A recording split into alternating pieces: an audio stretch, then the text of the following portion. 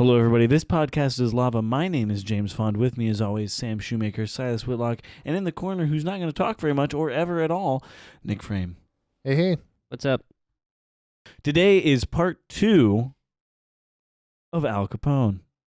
Dun, dun, dun. Sam, give us a little recap. Well, when we last left them, when Capone was younger, he moved up into really leading certain street gangs and built a name in the community by doing good deeds for people in a way to keep public face while still being a ruthless leader. He wanted to be a good guy in the sight of the public, Yes. but be a ruthless leader in the sight of other mob bosses. Mm-hmm.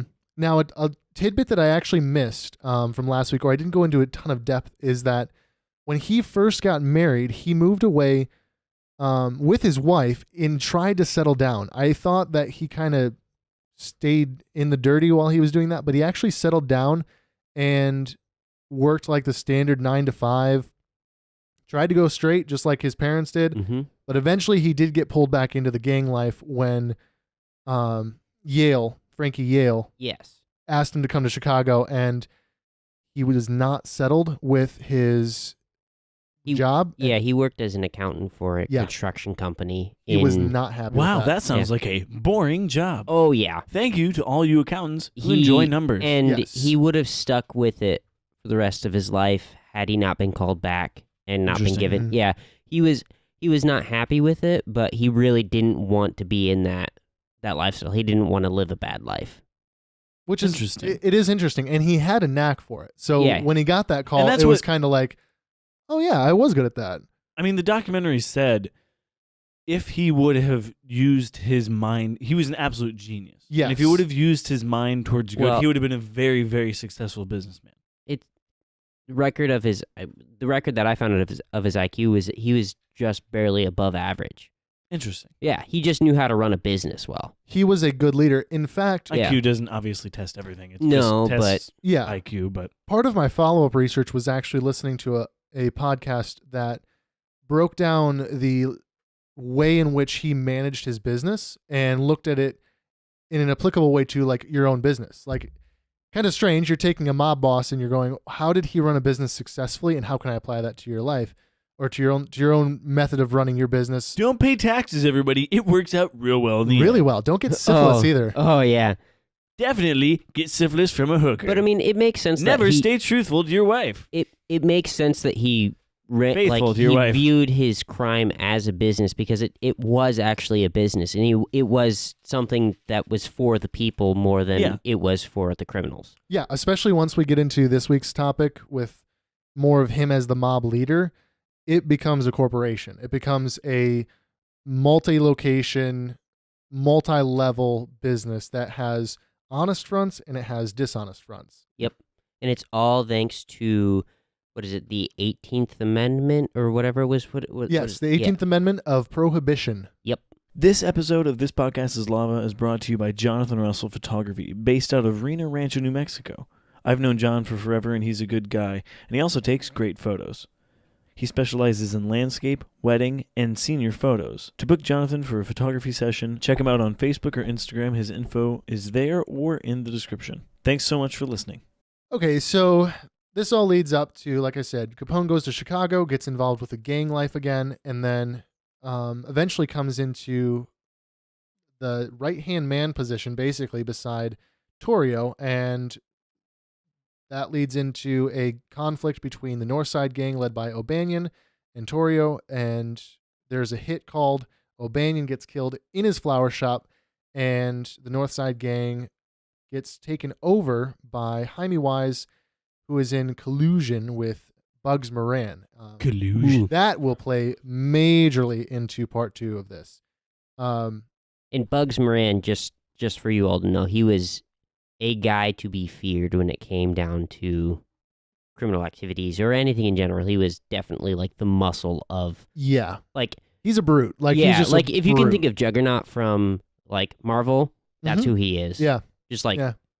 You'd think his name is a little bit comical, but really it's almost horrifying when it's put Yeah. together. Like, Bugs is kind of like a goofy name, maybe somebody with large eyes or something, but then it's Bugs Moran and it's pretty serious. If you hear he's coming after you, Yeah. you're probably dead. Yeah.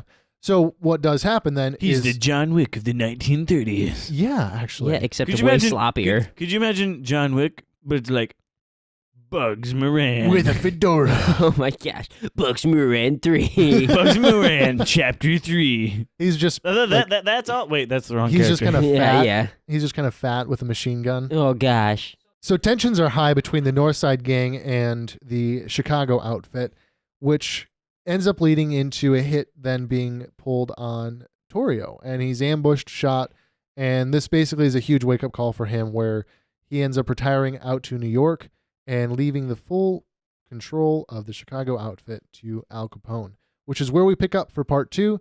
The year being 1925. Torrio is in New York, in Brooklyn.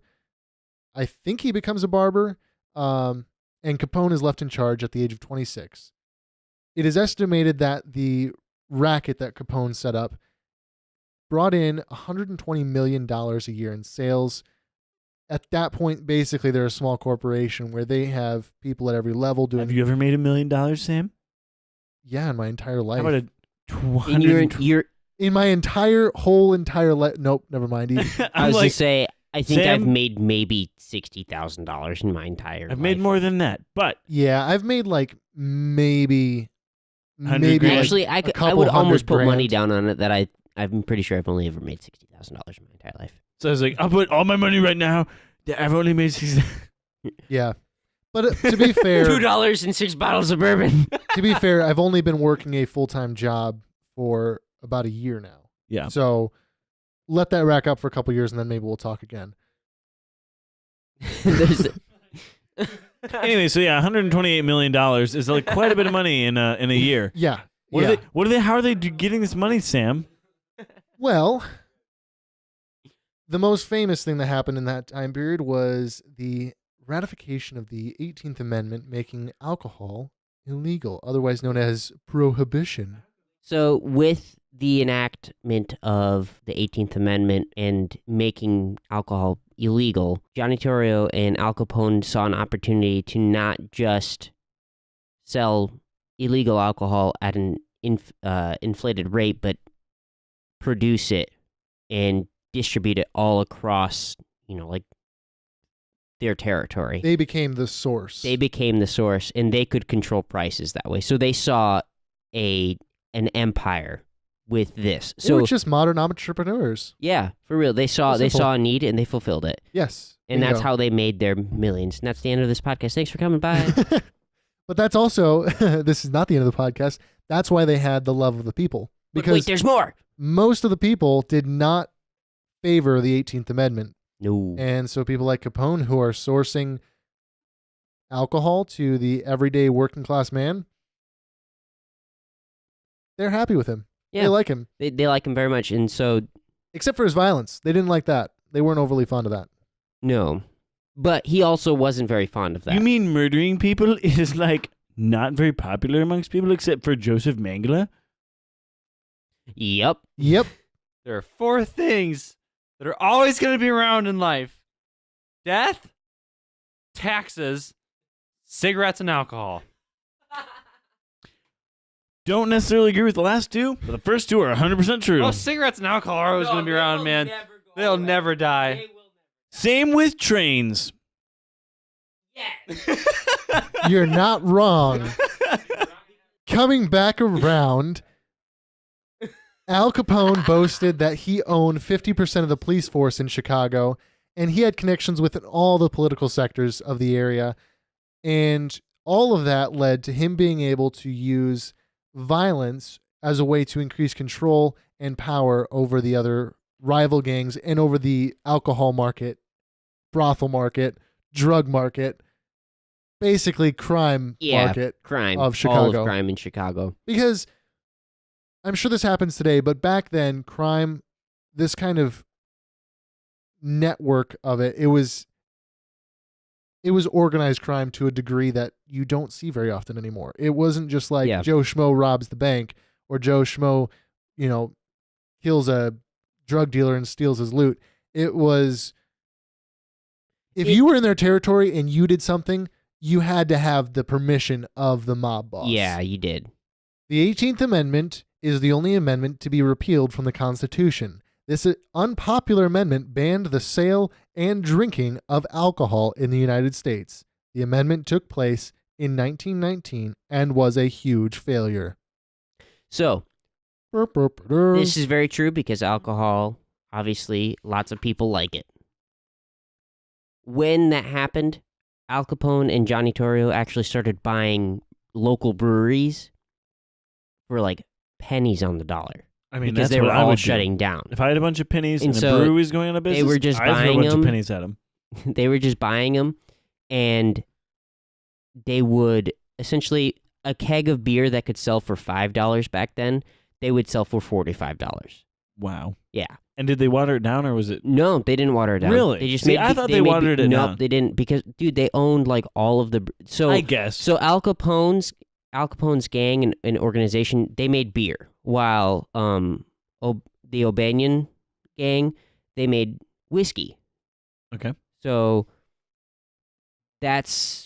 so you had two different types of alcohol going through Chicago and whatnot, and that's why those two butted heads, is because they were both trying to own the alcohol game, but it was just so. At one point, they got together and there was a whole thing, and you guys should do research because it's not entirely important to keeping this podcast. If you're interested in finding out more about that, you can do your own research. Yes. And just There's it's not really important to this story, but it's something if you are interested in the Al Capone and just mobsters back then. right. Feel free to look it up, but it's not important to the story. It's There's one of a those things lot you'll of- go down a rabbit trail with. There's it. a lot of information, and all the major gangsters tend to overlap in new and interesting ways. Yep.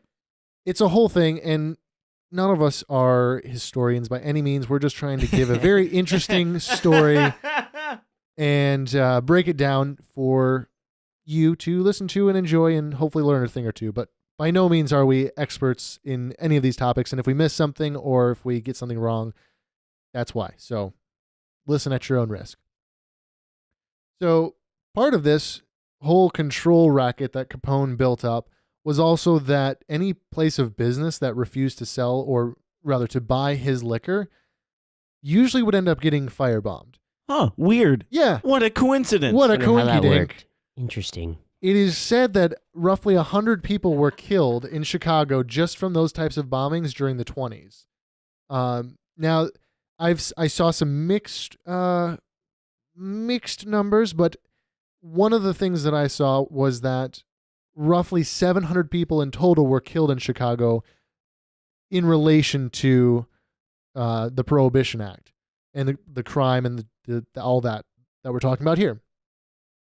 But during all of this, Capone kept his public image. He continued to help those in need in the community. This was the Great Depression, or this was the beginning of the Great Depression, and he was actually one of the first people, or maybe the first, to set up a soup kitchen or a soup line. Yes. Yeah, he was one of the first to actually set that up. Because again, he wanted to be seen as a good guy in the public eye and a horrible tyrant in the mobs. He really didn't like violence when he started No. this. Which was Torrio's way of running things. It was about Torrio's way was violence? Torrio's way was keeping peace Oh, yes. I And was going to say, that's negotiating. what yeah. and keeping a public persona. Yeah, he was a businessman. Yeah. He wasn't a mob boss. He was just a businessman with shady He dealings. just yeah, exactly. So He the other business thing, in the underworld. right. The other thing that Capone did was he set up a citywide program to give free milk to school kids, which again, Milk. you gotta love it. Then people don't steal other people's milk money because you don't carry it. Exactly. Boom, eliminating child crime. Amazing. It's really interesting because his mob was involved with all sorts of legit businesses, and Yeah. that was another source of money, and it was also another source of being able to seem legit on the front. Mhm. What I don't understand is why he never claimed the income from that for his taxes, which will come into play Yeah, later. that It's doesn't such a make funny any thing. sense. And But- that whole story is hilarious. Yeah, it's a goofy little story of how pride goeth before a fall or something. Well, there's some Yeah. like big lesson to learn from Al it. Capone made an oopsie. I was just gonna say that. With all of this notoriety, power, and most importantly, money, Capone lived a extraordinarily lavish life. He was said to wear the finest suits, cream-colored fedoras, And wait, the best part. silk glove underwear. And scars on his face. He wore those very unproudly. Yes, very unproudly. Very unproudly. He's like, hey, when he settles up to a woman because he's cheating on his wife constantly. Hey, you want to feel my panties? I have the softest panties this side of the Mississippi. Oh, that's right. He loved fine dining and drink, and his preferred liquor was Templeton Rye brought in from Iowa. Of course, there were also plenty of women in his life during this time. But I thought he was married, Yeah, Sam. I know, right? He was a very faithful husband, but he also contracted syphilis, so who's to say what happened? His wife had syphilis, duh. So he liked to test out the merchandise. Yeah. Now, it's actually funny because many of his rivals blamed him for the notable increase of brothels across Chicago. Weird. I wonder why. Not many of them were involved in that, and they kind of saw that as more of like a not good thing. I can't think of the right word, but it wasn't something that they were looking for. Just vulgar, foul. Yeah, vulgar. Yeah, Yeah. it was a vulgar thing to them, whereas the more like liquor racketeering was a positive thing or an okay thing, an acceptable thing. This is perhaps the coolest thing that I found about Capone. What is the coolest thing you found about Capone, Sam? He had a custom-built bulletproof Cadillac. What? Oh my gosh, yes, this Did is they so put cool. a bunch of Cavalier vests? Cavalier? Cavalier? No, better than that. What? They lined basically the entire car, front to back, bottom to top, Even the in glass? steel plate. Here's the Wow. thing. Well, I was gonna say, the plates would fold up, so it looked like a normal car from the outside. But say like, oh no, someone's shooting at us, they could just like pull the panels down from the ceiling of the Yeah. car, fold them over the windows, That and there'd be is little sweet. slots that you could. Yeah. It was like a modern Hummer. I watched a YouTube That's video awesome. on this. Mhm.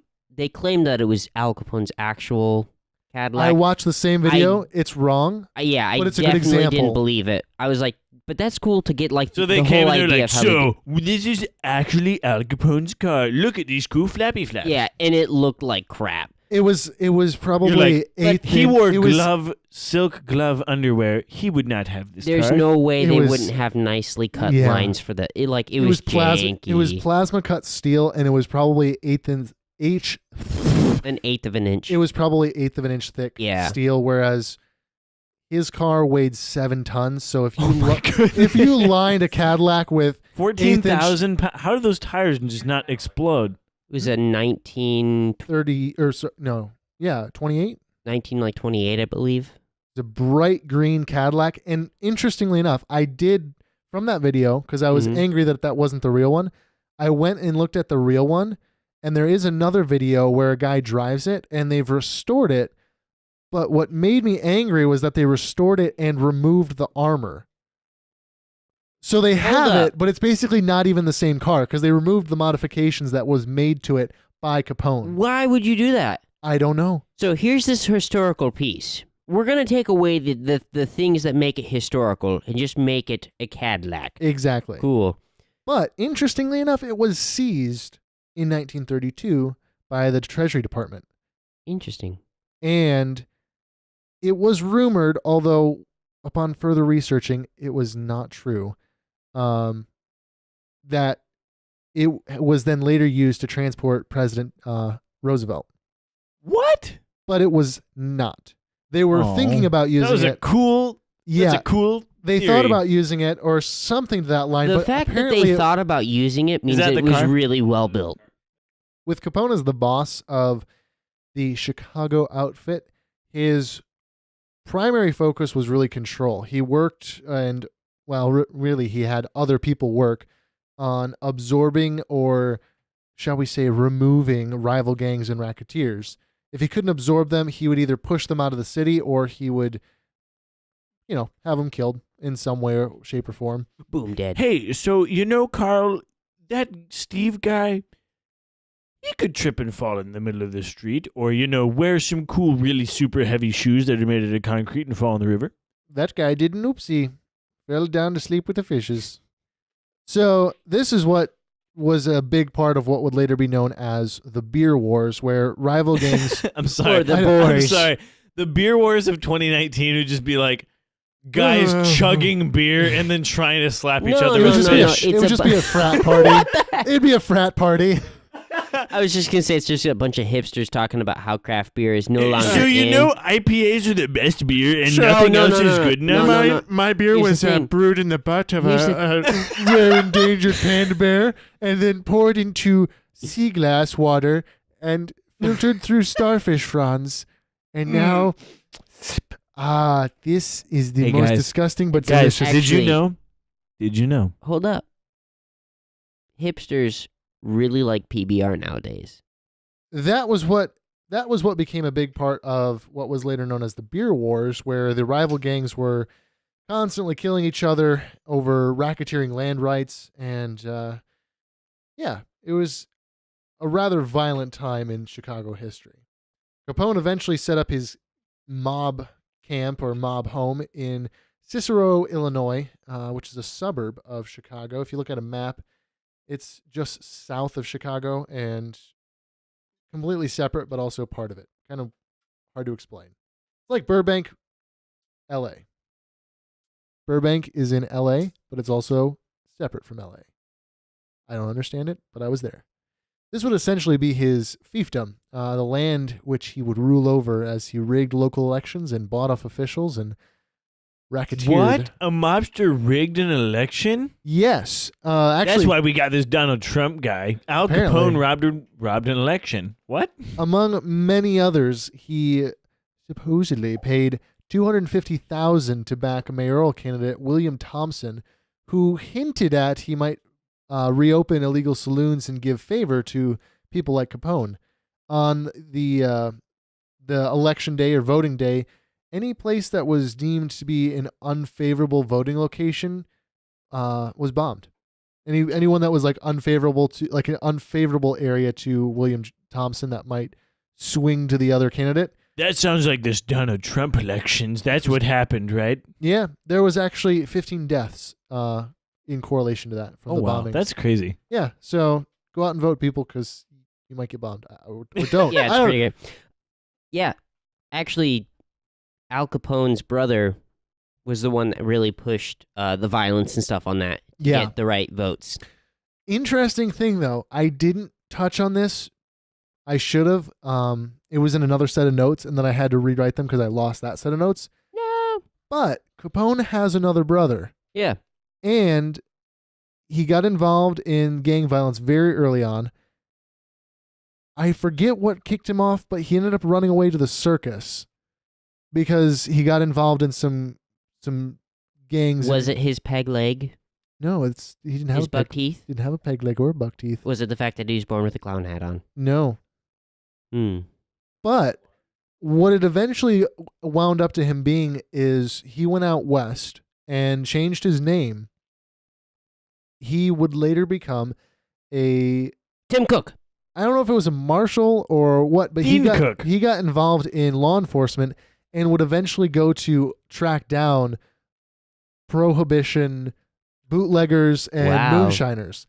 So he basically is the other side of the law to Capone, and it was only, I believe, at Capone's trial that he eventually came forward, and then when he was asked to testify against Capone, he was like, yeah, I can't do that because that's my brother. This is my real name. And that would be a conflict of Wow, interest. that's awesome. Yeah. That's why you definitely 100% cannot arrest a husband and a wife because it's just conflict of interest. That's Exactly. definitely a thing that exists and Yeah. that you can't do. So even with all of Capone's power, a man that we talked about last week, Jaime Wise, whose full name was actually Henry Earl J. Wojciechowski. I prefer Jaime. I do too. That is a Polish. I forgot his name already. That is a so- Polish name. It's spelled Wojciechowski, but it's pronounced Wojciechowski. Oh. Well, it's shortened to Jaime Wise, which I'm sure is his more cordial name among other mobsters who couldn't say Wojciechowski. Or any other person that's not Polish like you, Sam. Boonchkis. This was just something I came across regarding Prohibition, but it didn't really tie into the story, but at the same time, it was really worth noting. During Prohibition, the moonshiners had to resort to any alcohol they could get their hands on. So they went to sourcing industrial grade alcohol, like basically rubbing alcohol to then make into different forms of liquor. Cool. Now, Dangerous. very dangerous. The government took notice of that and implemented a countermeasure by adding poisonous chemicals to that alcohol. Okay, then. Yep. Liquid lead. From every source that I read, that is more of a conspiracy theory. So there was people that said that they added it to drinking alcohol, but it was from all sources that I found, it was only added to the industrial chemicals or industrial alcohol, but it still backfired because there were many reported cases of death involved. The first being reported on Christmas Day of 1926. Of course, it's Christmas Day. Right. A man stumbles into That a hospital. coroner is so pissed off. Yeah. He's sitting down with his family like, all right, time to cut this Christmas turkey. Ah, dang it, The someone first died. case was on Christmas Day of 1926 when a man stumbles into a hospital claiming that Santa Claus was literally chasing him. No. He showed clear signs of alcohol-induced hallucinations, but before he could be treated, he fell over dead. While numbers do vary, it's been stated that up to 10,000 people died from consuming alcohol that was brewed with a tainted mixture. So And the government did that. that's your fault. Yeah. Why is it my fault? No, that's your fault. Me speaking to the government, that's your fault. Yep. Like, The that's on them. government- That's The totally on government's them. just like, whoops. We don't like you guys drinking alcohol. oopsie. Oh, no. 10,000 people dead? At least it's only 10,000. So you remember that part where I said only 700 people died in Chicago during Prohibition? Yeah. 10,000 people died because the government poisoned the alcohol. Now, What? That is They poisoned the poison. that's the only number that I could find for that. So if that number is inaccurate, I'm sorry, but that's the one that I saw stated in multiple articles. That was just a fun side note, kind of depressing, but coming back around to Uwe Wojciechowski, otherwise known as Jaime Wise. Uwe, oh, Yep, well, I exactly tried to that. say it and it didn't work. He had not forgotten about the hit pulled on his boss O'Banion in the flower shop, and he was still out for Capone's blood. On September 20th, 1926, while Capone is inside his headquarters at the Hawthorne Inn, some of Wise's North Side gang created a commotion outside in an attempt to draw Capone to one of the windows of the first floor restaurant, and then they let loose with their Thompson submachine guns and shotguns, spraying the storefront with lead. Capone was unhurt, but the experience did lead him to make an attempt at peace between the gangs. And also, I did hear about this. Surprisingly, there was 3 or 4 people with Tommy machine guns. Mm-hmm. Nobody died. Yeah. In that, And- like, they were trying to kill one person. Yeah. Just one. Yep. And it was a store full of people. Didn't kill a single person. They injured some. Didn't Mhm. kill them. And as Crazy. as many of you may know, the Thompson submachine gun was known as the Chicago typewriter. I actually watched videos of people shooting those actual 1930s submachine guns, and the rate of fire on them is impressive for the time. Everyone, pause your podcast, go to your computer, and then just slam your fingers on the keyboard, and that's basically what a Thompson submachine gun sounds like. Okay, so go to an antique store, find a typewriter, type a bunch on it. That's what it sounds like. But you can't Get a type. Thompson machine gun, shoot it a bunch. That's what it actually You sounds like. can't type fast on old typewriters because those. Get a bunch of that- teeth, pour them on a wooden table. That's what it sounds like. If you type fast on a typewriter, I'm ignoring that because that's weird. I love you, Silas. Take a handful of dice, throw them at a child. What? That's what it sounds like. Throw a bunch of dice at a child. But Get no- a bunch of teeth, put them in a box, throw them on the stairs. Okay, so let's from just now try on- and pile drive through this. From now on, Silas and I are not going to be really interrupting Sam as much because we want to get through this. We want to give you as much information as possible. I'm sorry if it's boring. Please continue listening. We love you. Okay, so Capone is not injured by this attack. He wants to make peace. All of his attempts eventually fail. Just 3 short weeks after the shooting at the Hawthorne Inn, Jaime Wise is murdered by 2 gunmen along with one of his bodyguards. It can only be assumed that this hit was called by Capone. There's no definitive ties linking the two. His murder took place As Capone carefully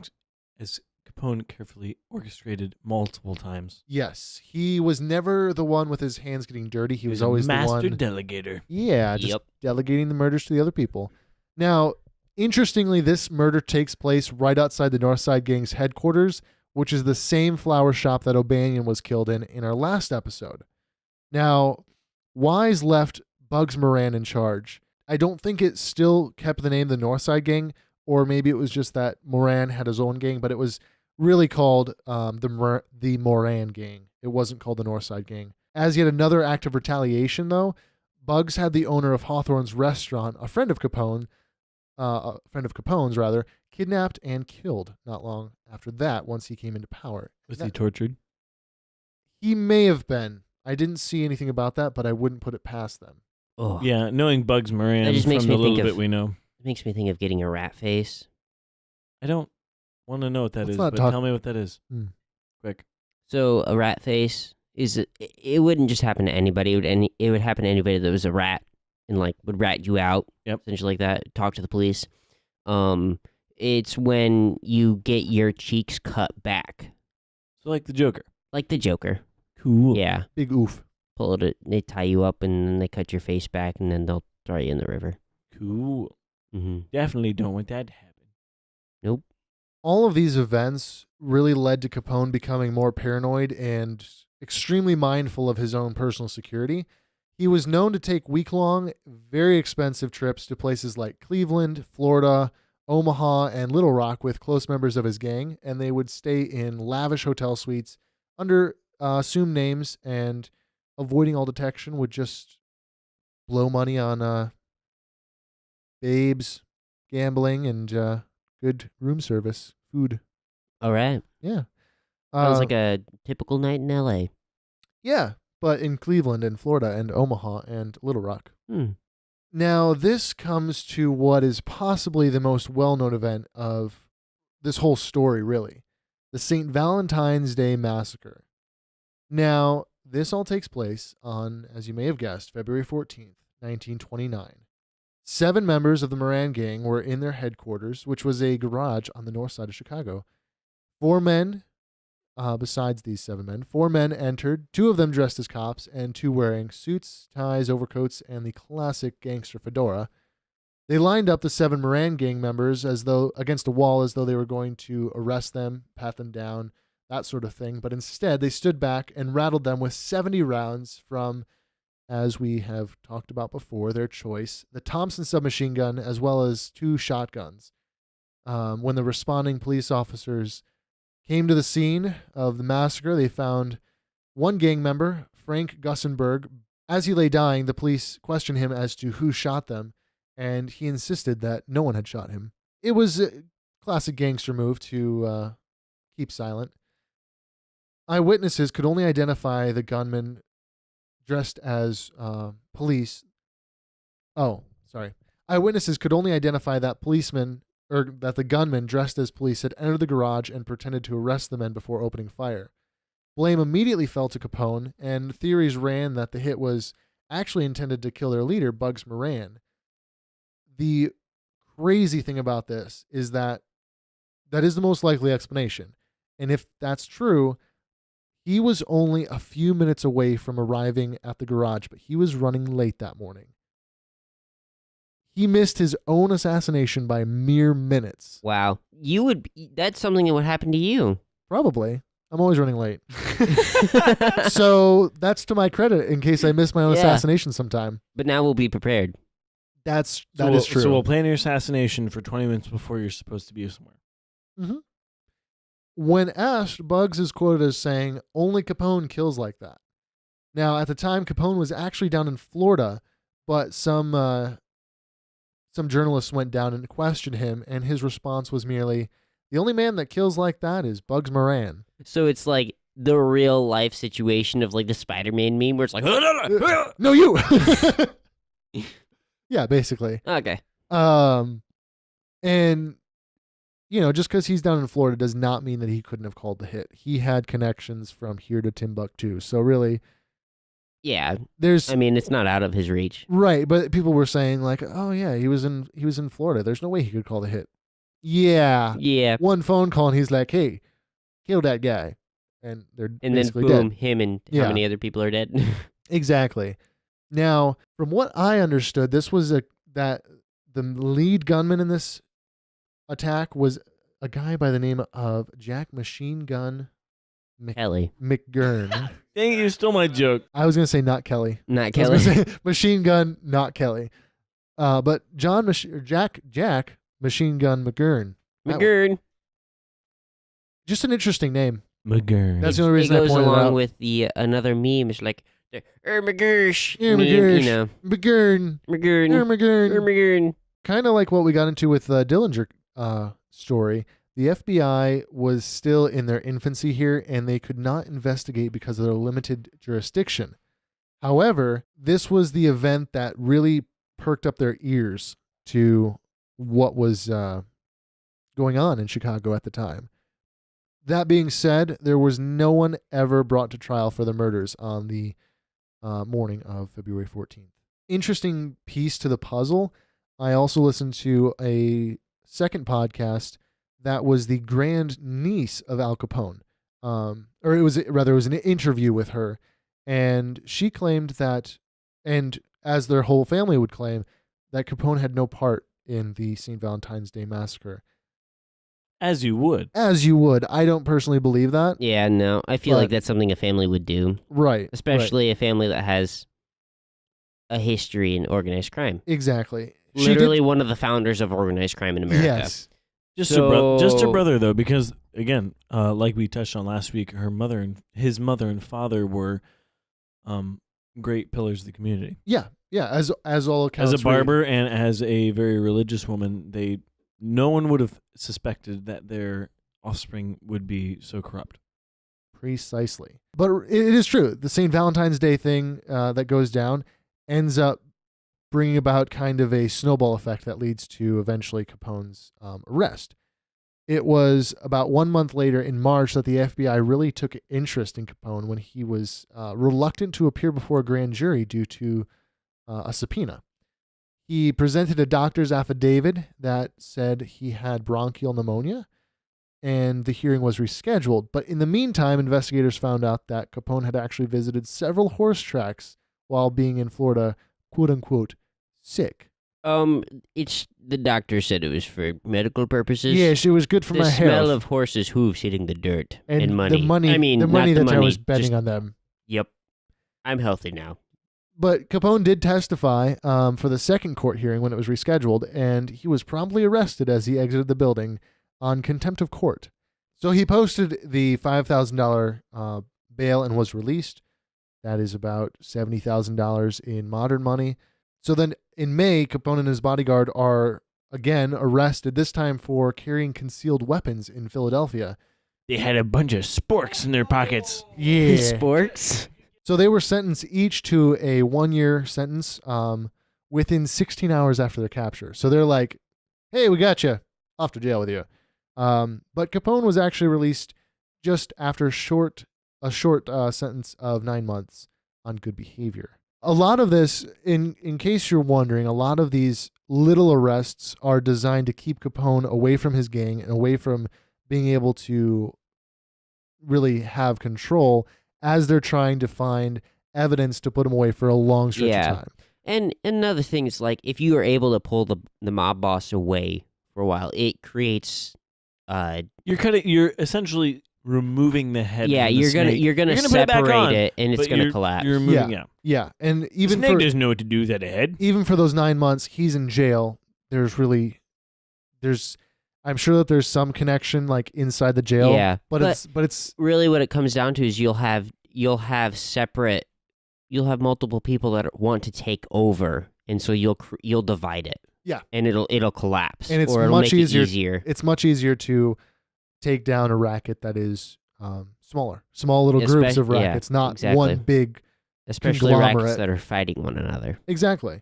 So Yeah. So actually, 1 week after his release, after that 9 months and getting out on good behavior, in March of 1930, Capone was made public enemy number 1. Boom. Right after John Dillinger. Potentially, but No, maybe not really. not. It was probably, I think he was several down from that. Yeah. So then in February, this is just about a year later, February 28th, 1931, Capone was actually found guilty in federal court on contempt of court charges and was sentenced to 6 months in the Cook County Jail. He made an appeal, but that was subsequently dismissed. I don't really understand the contempt of court things. I know there's one that comes up later that is We're all lawyers. major. I'm not an esquire. During all of this, and like I said earlier, the U.S. Treasury Department is developing evidence on tax evasion charges. In addition to... See, death and taxes are the only thing that matter in this lifetime. That's right. What? In addition to it being against Al Capone, they were also looking into charges against his brother, Ralph Bottles Capone, Jake Greasy Thumb wait. Guzik. Jake Bottles? Bottles is his nickname, his gang Got name. it, got So it. it's Ralph Bottles Capone, Jake Greasy Thumb Guzik, Frank Needy. Hey, yo, And- Bottles. Yeah, hey Bottles. I Hey, get it. Bottles. I just Hey, didn't know Bottles. if You that know was what his nickname legal is? name or Hey not. Bottles, where are your bottles at? We're running out of bottles for all the beer we're brewing over here. The police. Hey, I mean, not beer. I mean, the water. We're brewing water. You're brewing What water. you brewing over there, man? Beer? Collect the water. We put it in barrels. We let it just sit. It's tasty water. We're just making oat water. So while these little arrests are happening, the U.S. Treasury Department is developing evidence against him on tax evasion charges. In addition to charges against Capone, they were looking at his brother, Ralph Bottles Capone, Jake Greasy Thumb Guzik, Frank Needy, and other mobsters that were seemingly not paying their income taxes. Weird. Strange. It's like they're not doing, It's like business. their money is coming from very shady, Yeah, I underhanded don't. places. I don't That's want why to you think about gotta how much I get- pay, let alone how much you have to pay. I'd be mad if I were you. The investigation was focused on the lavish lifestyle of mobsters like Capone. It was because, clear he's getting a bunch of money, but he's not paying income he's tax. clearly getting those silk underwears, and not paying income tax on that. So, On the silk underwear. yeah, on the silk underwear. Mm. Capone's brother, Ralph, was sentenced on tax evasion charges very quickly. And as soon as Al noticed this, he tried to avoid the charges by offering to pay taxes on several years prior. He's just like, so, I may have had this was the dumbest Yes. thing. yeah, This was I- so stupid. I may have made some money. You never know. So he brings his lawyer in, and they created a list that suggested his income was $100,000 a year from 1928 through 1929. So That's he's not then true. admitting to tax evasion. Yes. And they turned this list over, and then Capone was promptly arrested, as they now had evidence from Capone himself regarding He's like, hey, his he's tax so evasion. smart. Yeah, I'm He's- paying my taxes. That's right. Hey, look, see, I'll pay for that 100,000 when he was making 120 million a year. Yeah. So yeah, on Honestly, does not hurt my feelings because the tax system is not very cool. We don't appreciate taxes. yeah, they suck. But this isn't even the end Our of his. roads are nice. Sometimes they are. Um, Have you been down some of those country have you roads? been down 24 lately? June 16th, 1931, Al Capone pled guilty to tax evasion and prohibition charges. Now, he pled guilty because supposedly he had a deal that was going to let him off easy. And he bragged about it. He went and boasted to the press Yeah. that he had struck a deal for a 2.5-year sentence, but the presiding judge informed him he was not bound by any deal, and Capone then changed his plea to not guilty on that. So then, October 18th, also 1931, Capone was convicted after trial, and on November 24th, he was sentenced to 11 years in federal prison, fined $50,000, and charged $7,692 for court costs, in addition to $215,000 plus interest due on back taxes. The 6 month No. The 6-month Ouch. contempt of court costs from his boasting to the press was to be served concurrently. The total costs that he had to pay, the $215,000, the $7,000, and the $50,000, all amounted to roughly $270,000 in 1931 money, which would equal about $4 million in 2019 money. So, not a huge cut in his money, but still, that's a considerable chunk of change. I'm sure even for him, like, if that was a deal that he was working out with some mobsters, that would be a big deal for him. I would assume. I don't know. I'll ask him when I meet him someday. They put in for appeals, and while awaiting the results, Capone was confined to the Cook County Jail. And upon denial of those appeals, he entered the U.S. Penitentiary in Atlanta. When he was admitted there, he was officially diagnosed with syphilis and gonorrhea. He was also suffering from heavy withdrawal symptoms from his cocaine addiction, which we didn't really touch on, but he did a lot of cocaine. This is kind of disgusting, but the use of which had perforated his nasal septum. So, like, the bit between your nose apparently was, like, eaten away by the cocaine. Oh, This my gosh. This was actually kind of interesting, though. Capone was in prison and, of course, was given prison jobs back then. And I'm sure they still have them now, but he was very competent at it, which his job was stitching soles on shoes for 8 hours a day. And yeah, he was very good at that job. Wow. Was that just with, like, did he just stitch the soles on shoes within the prison? Or? It doesn't say, but I think for some of those, they would actually outsource to, like, Okay. local businesses and things. Wow. But That's interestingly, actually really cool. he could barely write at this time. His letters were nearly incoherent, primarily from the syphilis and gonorrhea, the effects of those Oh, man. But delicious delicious diseases. very good at stitching soles. Yes.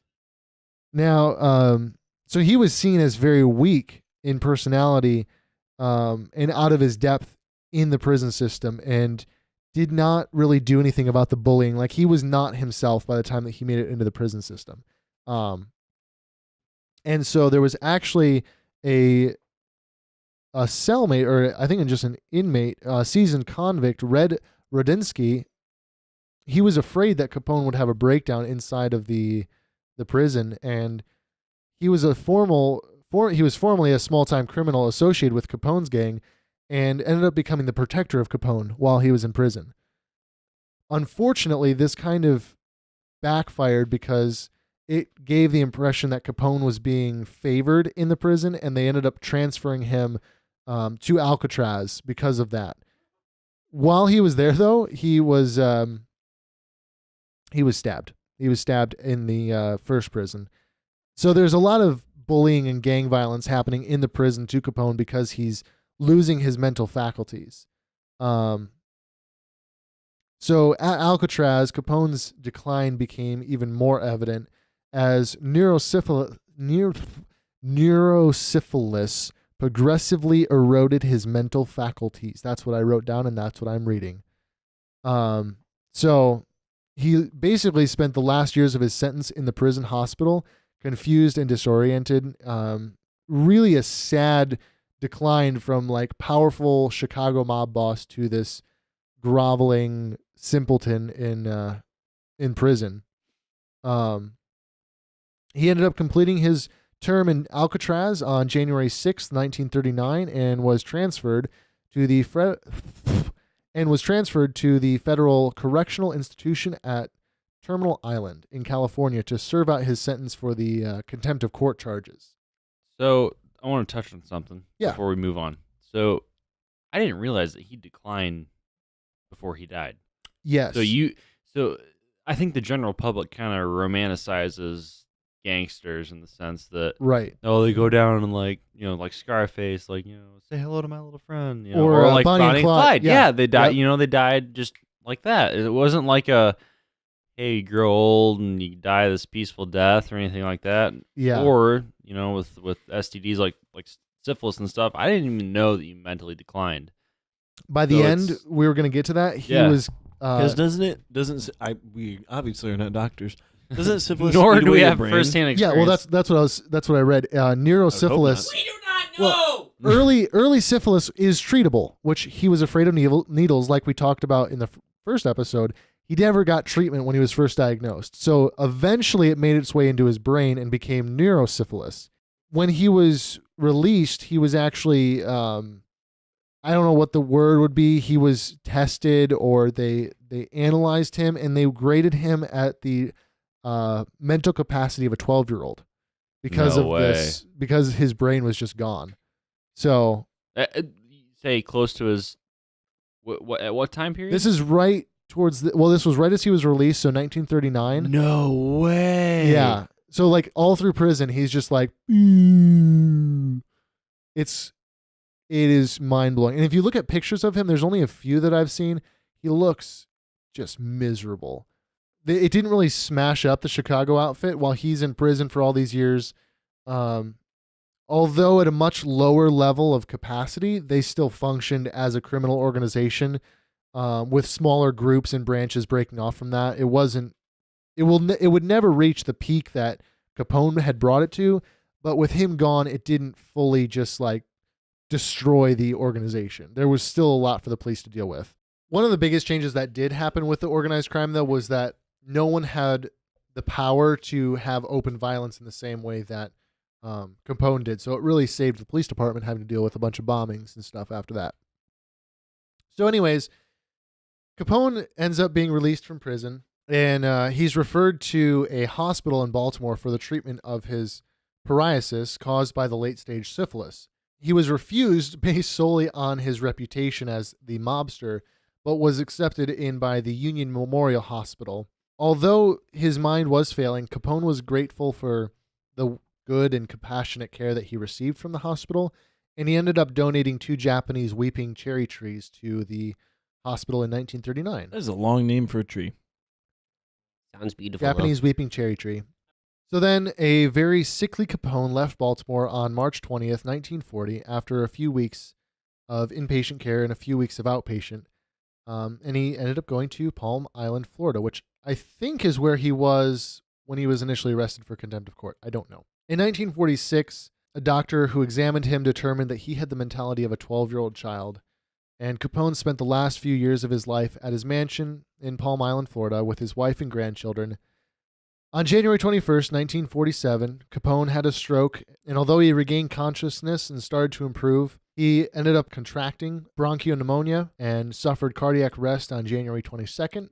On January 25th, surrounded by his family in his home, Capone died after heart failure brought on by apoplexy, which apparently is like a loss of consciousness from a stroke. It's a weird thing where your body, I don't know. I tried to understand it, and I'm not a doctor, so he died.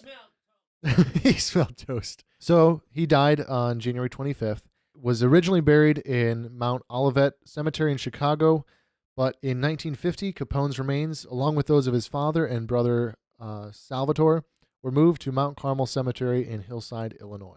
Oh my goodness. Well, thank you so much, Sam, for doing all that research. Yeah. And A lot of reading. It's a sad... for reading it out to us. Yeah. And it's very interesting. It's a sad end for such... I mean, I guess it's a sad end. He wasn't exactly the best human being, but it is an unfortunate end for anyone to lose their mind like that. Yeah. Even the most horrible criminal, I wouldn't wish... Well, some of them I would wish that on them. But for Capone, it is a sad end for such a genius criminal organizer, I suppose. He was such a nice man. Yes, he was Family so man. nice. He was so loyal yes. to his wife. That's why he had syphilis and ended up dying. What? Well, just again, this episode is brought to you by Jonathan Russell Photography out of Rio Rancho, New Mexico. Thank you guys so much for joining us on This Podcast is Lava. Thank you, Sam, for all your vigorous research. Yes, thank you, thank you. Silas, for your funny comments. And thank you, Nick, You're for welcome. joining us this week about your random things. No problem. Be sure to check us out on Facebook and Instagram at This Podcast is Lava. We are also on Spotify, iTunes, Google Play, YouTube, and PodBean. You can also email us with questions, or if you want to be on the podcast, or if you want us to talk about something on thispodcastislava@gmail.com. Thank you so much, and join us next time when we talk about something that's going to totally underwhelm you. Get ready to have the munchies. Oh, Yep. yeah.